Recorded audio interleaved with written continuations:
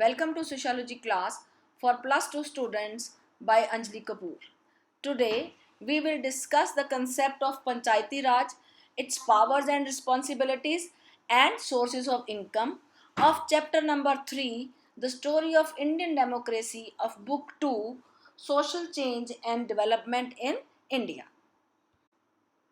The Panchayati Raj and the challenges of rural social transformation. There are some basic objectives laid down in the constitution, which are empowerment of the poor and marginalized, poverty alleviation, ending of caste and positive steps to treat all groups equally. The constitution has the capacity to help people because it is based on basic norms of social justice. For instance, the directive principle on village panchayat was moved as an amendment in the Constitution Assembly by K. Santhanam. After 40 odd years, it became a constitutional imperative after the 73rd Amendment in 1992. जो हमारा संविधान बनाया गया उसके कुछ मुख्य उद्देश्य थे, जैसे कि empowerment of the poor and marginalised, जो वीक और मार्जिनलाइज्ड हैं उनको एम्पावर करना, पॉवर्टी एलिवेट करना, कास्ट जो है सिस्टम उसको ख़त्म करना और इक्वालिटी सबके लिए पॉजिटिव स्टेप्स उठाने ताकि हर ग्रुप को समानता के अधिकार मिल सकें। जो हमारा संविधान है उसमें लोगों को हेल्प करने की कैपेसिटी है क्योंकि ये basic norms of social justice पर आधारित है। उदाहरण के तौर पर directive principle on village panchayat जो है वो एज अमेंडमेंट कॉन्स्टिट्यूट असेंबली में जो है वो मूव किया गया और after 73rd amendment in 92 it became a constitutional imperative. Ideals of Panchayati Raj. What is Panchayat? Panchayat means a group of panch or association of 5 person. 5 लोगों की association. Panchayati raj translates literally to governance by 5 individuals, 5 लोगों के द्वारा govern किया जाना किसी भी local जो है सोसाइटी का. It is a local self governing body to ensure at the village level or grassroots level a functioning and vibrant democracy. In India, the Panch are called Panch Parameshwar. The society gives recognition to decisions taken by Panchayat. ये local self governing body होती है जो कि गांव वालों के और grass root level पर जो है डेमोक्रेसी जो है उसकी फंक्शनिंग जो है वो प्रॉपर हो सके, लोगों के वेलफेयर के लिए, उन विलेजेस की वेलफेयर के लिए प्रॉपर वर्क हो सके, लोगों को हर तरह की सहूलतें मिल सकें, उनके राइट्स जो हैं वो प्रोटेक्ट हो सकें, उसके लिए काम करती है. हमारे भारत समाज में जो पंचायत के पंच होते हैं, जो 5 सदस्य होते हैं, उन्हें परमेश्वर का दर्जा मीन्स भगवान का दर्जा दिया जाता है और लोग उनके द्वारा जो भी फैसले लिए जाते हैं उनको वो मानते हैं, उनकी जो है रिस्पेक्ट करते हैं. While the idea of grassroots democracy is not an alien import to our country, ये कोई नया नहीं है, अजीब नहीं है. In a society where there are sharp inequalities, democratic participation is hindered on grounds of gender, caste and class. हमारे भारतीय समाज जैसा जहाँ पर बहुत सारी inequalities पाई जाती हैं on the basis of gender, caste and class. Traditionally, there have been caste panchayats in the villages. पहले क्या होता था, कास्ट जाति जो है पंचायत पर आधारित पंचायत होती थी, but they have usually represented dominant groups. Furthermore, they often held conservative views and often have and continue to take decisions that go against both democratic norms and procedure. और वो जो जाति आधारित पंचायत बनी होती थी जो तो वो क्या करते थे कि वो रिप्रेजेंट करते थे डोमिनेंट ग्रुप्स को, और वो कंजर्वेटिव का मतलब होता है कि नैरो थिंकिंग होना, विचार जो है आपके बहुत छोटी सोच होना, जो कि केवल मात्र जो डिस्क्रिमिनेशन लाती है सोसाइटी में, इनइक्वालिटीज लाती है, उस प्रकार के विचार होना. और अक्सर क्या होता था, वो जो डिसीजंस लेते थे वो डेमोक्रेटिक नॉर्म्स और प्रोसीजर्स के हमेशा अगेंस्ट होते थे. डेमोक्रेटिक नॉर्म्स क्या कहते हैं कि सबको एक समान अधिकार मिले, इक्वालिटी, लिबर्टी, फ्रीडम, जो कि जिनके ऊपर वो ध्यान नहीं देते थे. In independent India, revival of panchayat was emphasized. When the constitution was being drafted, a number of members expressed their sorrow, anger and disappointment over this issue. At the same time, drawing on his own rural experience, Dr. Ambedkar argued that local elites and upper castes were so well entrenched in society that local self-government only meant a continuing exploitation of the downtrodden masses of Indian society. हमारे भारत में जब revival of panchayat means की फिर से पंचायती system को introduce करने की जब बात की गई, उसके ऊपर जब जोर दिया गया, तो और जब ये चीज़ जो है when the constitution was being drafted a number of members express, तो बहुत सारे मेंबर्स ने इसके इस बात के ऊपर कि पंचायतें फिर से बनाई जाएं, सॉरो, एंगर और डिसअपॉइंटमेंट जो है वो शो करी ओवर दिस इशू। और एट द सेम टाइम अपने ही जो है रूरल एक्सपीरियंस के बेस पर डॉक्टर अंबेडकर जी ने भी ये आर्ग्यू किया कि जो पंचायती सिस्टम इस वक्त चल रहा है वो एलाइट और अपर कास्ट वाला, वो सोसाइटी में इतना ज़्यादा प्रभावी है कि जो लोकल सेल्फ गवर्नमेंट है वो केवल मात्र अगर हम फिर से उसको लागू करते हैं तो वो और कुछ नहीं, सिर्फ जो लोअर क्लास हैं, डाउन टूडन मासेस हैं, उनकी एक्सप्लॉयटेशन ही होगी इंडियन सोसाइटी में, तो वो इसके फेवर में नहीं थी। The concept of local government was dear to Gandhiji too. He envisaged each village as a self-sufficient unit conducting its own affairs and saw Gram Swarajya to be an ideal model to be continued after independence. Right लेकिन गांधी जी उसके favour में थे। उनका ये मानना था कि जो गांव है वो सेल्फ सफिशिएंट यूनिट है अपने अफेयर्स को कंडक्ट करने में। ग्राम स्वराज्य जो है वो आइडियल मॉडल होना चाहिए इवन आफ्टर इंडिपेंडेंस, आज़ादी के बाद भी जो है ये जो है Gram Swarajya to be an ideal model जो है टू बी कंटिन्यूड, ताकि वो जारी रहे। In India democratic decentralization is known as panchayati raj system. It was introduced in 1959 and was linked with the major program for rural development.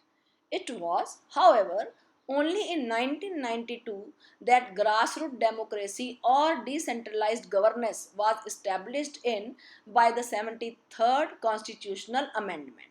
This act provided constitutional status to the Panchayati Raj institutions.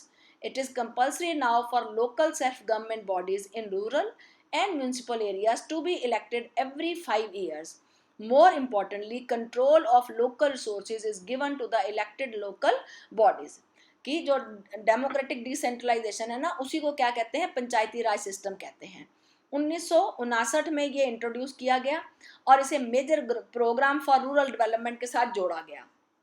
1992 में जाकर के grass root democracy या decentralize governance जो है वो establish की गई bye 73rd constitutional amendment के जरिए। ये जो एक्ट था ये कॉन्स्टिट्यूशनल स्टेटस प्रोवाइड, इस एक्ट के माध्यम से ये जो पंचायती राज इंस्टीट्यूशन है उसको एक कॉन्स्टिट्यूशनल स्टेटस प्राप्त हुआ। और आज की डेट में ये कंपलसरी है कि हर एक लोकल सेल्फ गवर्नमेंट बॉडी जो है रूरल एरियाज में उसका होना और म्यूनसिपल एरियाज में, और उसको to be elected every 5 years, हर 5 साल के बाद इनकी इलेक्शंस होंगी। और सबसे इंपॉर्टेंट क्या है, control of local resources is give, जो भी लोकल रिसोर्सेज हैं उनका कंट्रोल भी सारे का सारा जो लोकल इलेक्टेड बॉडीज हैं उनके हाथों में दिया गया है। सो व्हाट इज, यहाँ पर दो शब्द आए, decentralization and grass root democracy. So what is grass root democracy? It is a tendency towards designing political processes that shifts as much decision making authority as practical to the organization's lowest geographic और social level organization। वो grass root का मतलब ये है कि ज़्यादा से ज़्यादा जो डिसीजन मेकिंग पावर है, अथॉरिटी है, वो लोएस्ट जोग्राफी और सोशल लेवल ऑर्गेनाइजेशन को दी जाए, that is called grass root democracy. Decentralized governance, पिछली वीडियो में भी हमारे ये शब्द आए थे, तब भी एक्सप्लेन किए गए थे। डिसेंट्रलाइजेशन का मतलब है division of government powers from top level to the lowest level, giving equal chances to everyone to gain power, encouraging people's participation and quick decisions. कि जो पावर्स हैं वो टॉप लेवल से लेके लोएस्ट लेवल तक उनको डिवाइड कर दिया जाए ताकि सभी को इक्वल चांसेस मिलें टू गेन पावर, और लोगों की पार्टिसिपेशन जो है उसको बढ़ावा मिले, और जो डिसीजंस हैं वो क्विक डिसीजंस हो सके। क्योंकि अगर ज़्यादा पावर को बांट दिया जाएगा तो जो छोटे छोटे मसले हैं वो छोटे छोटे लेवल पर ही उसमें लोगों की पार्टिसिपेशन होगी और डिसीजंस भी जल्दी हो जाएंगे। और लेकिन अगर ये लोअर लेवल पर पावर होगी तभी ये सब चीज़ें पॉसिबल हो सकेंगी। पर इसमें कुछ ड्रॉबैक भी था, जैसे this system lacks uniformity in administration, lacks control of centre and danger to national interest. The 73rd and 74th amendments to the constitution ensured the reservation of one third of total seats for women in all elected offices of local bodies in both the rural and urban areas. Out of this, 70% seats are reserved for women belonging to the scheduled caste and tribes. The 1993-94 election, soon after the process in a single election, 73rd amendment brought in 8 lakh women into the political process in a single election. That was a big step indeed in enfranchising women. A constitutional amendment prescribed a three-tier system of local self-government for the entire country, effective since 1992-93. 73rd और 74 amendment act जब बने तो उसमें क्या प्रावधान दिया गया? Reservation of one third of total seats for women के लिए वन थर्ड सीट्स 33% मतलब हो गया. Local bodies in both rural and urban area, इसमें से 17% जो थी वो reserve for women belonging to scheduled caste and scheduled tribes, मतलब कास्ट वाइज भी जो है उसको फर्दर डिवाइड कर दिया गया. 93-94 इलेक्शंस में जो है schedule caste 73 amendment brought 8 lakh women into political processes in a single election. ये बहुत बड़ी एक जो थी वो अचीवमेंट थी. और ये जो अमेंडमेंट थी प्रिस्क्राइब्ड है 3-टायर सिस्टम. इसमें three tier system is 3 levels of local self government जो है पूरी कंट्री के लिए जो है इफेक्टिव किया गया from 1992-93. What is the three tier system of Panchayati Raj institution? The structure is like a pyramid. At the base of the structure stands the unit of democracy or Gram Sabha. Right? This consists of the entire body of citizens in a village or gram. It is the general body that elects the local government and charges it with specific responsibilities. The Gram Sabhas ideally ought to provide an open forum for discussion and village level development activities and play a crucial role in ensuring inclusion of the weaker sections in the decision making processes. कहते हैं pyramid की तरह है. Base level पर जो unit है वो है ग्राम सभा का. ग्राम सभा जो कि एंटायर बॉडी ऑफ सिटीजन्स है ऑफ ए विलेज और ए ग्राम, गांव जिसको आप कहते हो. ये एक जनरल बॉडी है जो कि इलेक्ट करती है लोकल गवर्नमेंट को and charges it with specific responsibilities, और उनको कुछ रिस्पॉन्सिबिलिटीज जो हैं वो दी जाती हैं ग्राम जो कि उन्होंने पूरी करनी होती है. Gram sabha ideally ought to provide an open forum. Open forum जो है डिस्कशन के लिए वो प्रोवाइड करते हैं लोगों के लिए, गांव के लोगों के लिए. और विलेज लेवल डेवलपमेंट एक्टिविटीज उन्होंने करनी होती है और एक क्रूशियल रोल प्ले करते हैं इंक्लूजन ऑफ द इंक्लूजन का मतलब इंक्लूड, उनको शामिल करना कि हर डेवलपमेंट किसी भी तरह की कोई वेलफेयर है या कोई और इश्यूज हैं तो उसमें वीकर सेक्शन के लोगों को भी जिस भी चीज़ में कोई डिसीजन मेकिंग प्रोसेस है उन सब में जो है वीकर सेक्शंस की इन्वॉल्वमेंट भी हो, ये चीज़ इंश्योर करती है ग्राम सभा. That 73rd amendment provided a 3-tier system of Panchayati Raj for all states having a population of over 20 lakhs. सबके लिए ये जो है कंपल्सरी हो गया. इट बिकेम मैंडेटरी, मीन्स होना ही होना है. That election to these bodies be conducted every 5 years. हर 5 साल के बाद इलेक्शंस होंगी, ये भी मैंडेटरी कर दिया गया.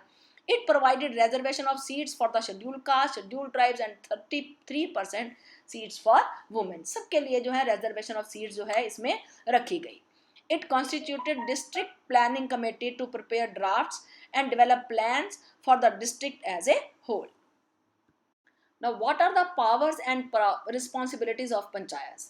According to the constitution, panchayats should be given powers and authority to function as institutions of self-government.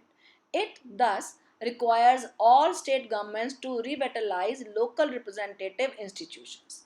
The following powers and responsibilities were delegated to the panchayats. Constitution के हिसाब से पंचायत जो है उसे ये पावर दी जानी चाहिए, अथॉरिटी, कि वो एज सेल्फ गवर्नमेंट जो है एक्ट करे. और इसके लिए ऑल स्टेट गवर्नमेंट्स को रिविटलाइज, लोकल रिप्रेजेंटेटिव इंस्टीट्यूशन को रिविटलाइज करने की ज़रूरत है. और जो पावर्स उनको दी गई वो इस प्रकार हैं. What are the responsibilities do they have? To prepare plans and schemes for economic development, economic आर्थिक विकास के लिए प्लान्स बनाना, स्कीम्स बनाना. To promote schemes that will enhance social justice, ऐसी पॉलिसीज बनाना, स्कीम्स बनाना जिससे जो है सोशल जस्टिस जो है वो बढ़ सके, मीन्स सबको मिल सके. To levy, collect and appropriate taxes, duties, tolls and fees, ये सब चीज़ें जो है वो लगाना.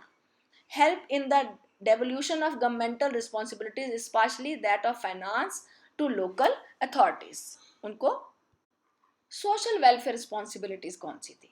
Social welfare responsibilities of panchayats include the maintenance of burning and burial grounds, recording statistics of births and deaths, establishment of child welfare and maternity centers, control of cattle pounds, propagation of family planning, and promotion of agricultural activities. These were the social responsibilities, welfare responsibilities assigned to the panchayats.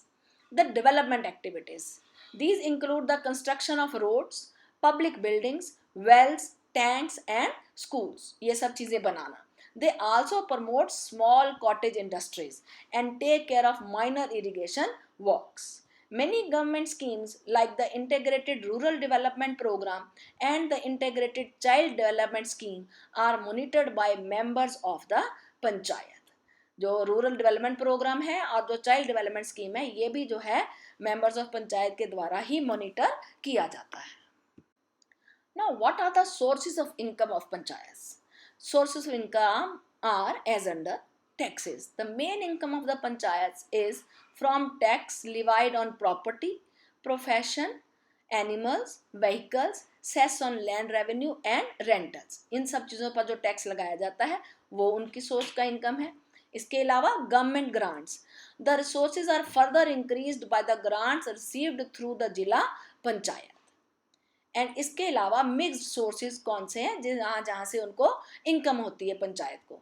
Like income by selling waste of the village, income from panchayat land जिसको शाम लाट कहते हैं, income from fairs, fishery etcetera. These are the other sources from where they generate income to for the development of the village, which they spend on the development of villages.